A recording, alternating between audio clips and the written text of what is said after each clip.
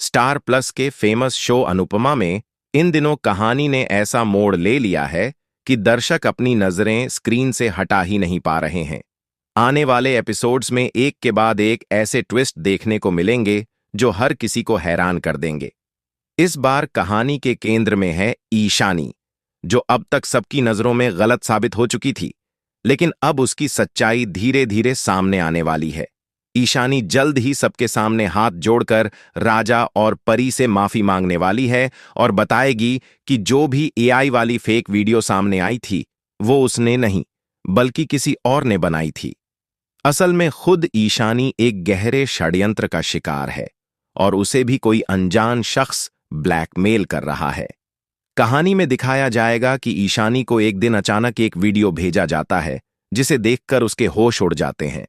वो वीडियो पूरी तरह से फेक होती है, लेकिन बेहद आपत्तिजनक होती है और उसी के जरिए ब्लैकमेल करने वाला शख्स उससे पैसों की मांग करता है। वो धमकी देता है कि अगर ईशानी ने पैसे नहीं दिए तो वो इस वीडियो को वायरल कर देगा। इस डर और तनाव में ईशानी पूरी तरह टूट जाती है।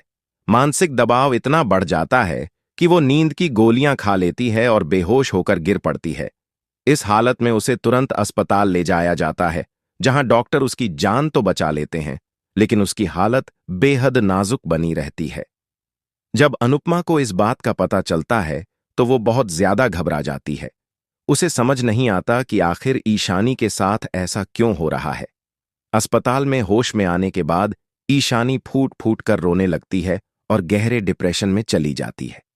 अनुपमा उसे संभालने की कोशिश करती है और उससे पूछती है कि उसने ये सब क्यों किया, लेकिन तब ईशानी टूटते हुए कहती है कि उसने कुछ भी गलत नहीं किया। वो बताती है कि राजा के साथ जो वीडियो वायरल हुई थी वो भी फेक थी और उसे सिर्फ बदनाम करने के लिए बनाई गई थी। ईशानी अनुपमा को पूरी सच्चाई बताती है कि कैसे कोई शख्स उसे लगातार ब्लैकमेल कर रहा है और उसकी इज्जत से खिलवाड़ कर रहा है। वो कहती है कि किसी ने उसकी फोटो और वीडियो का गलत इस्तेमाल करके फेक कंटेंट बनाया है ताकि उसे मजबूर किया जा सके।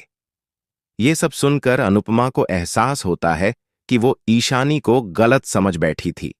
अनुपमा मन ही मन फैसला कर लेती है कि जिसने भी यह सब किया है उसे वो किसी भी हाल में छोड़ेगी नहीं और सच्चाई सामने लाकर रहेगी। कहानी में आगे दिखाया जाएगा कि भाई दूज के दिन शाह हाउस में पूरा परिवार इकट्ठा होगा। उसी दौरान ईशानी सबके सामने आएगी और राजा और परी से हाथ जोड़कर माफी मांगेगी।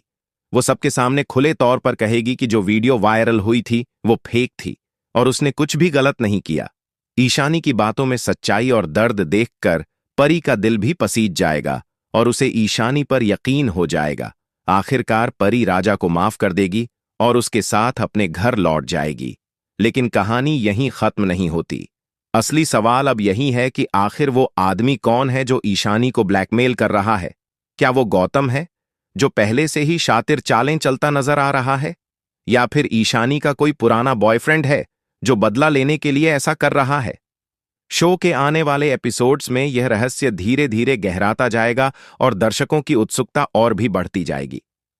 अनुपमा अब पूरी तरह से इस केस को सुलझाने के लिए कमर कस लेगी। वो ईशानी को हिम्मत देगी और उसे समझाएगी कि डरने की जरूरत नहीं है। साथ ही वो घरवालों को भी बताएगी कि बिना पूरी सच्चाई जाने किसी पर इल्जाम लगाना कितना गलत हो सकता है।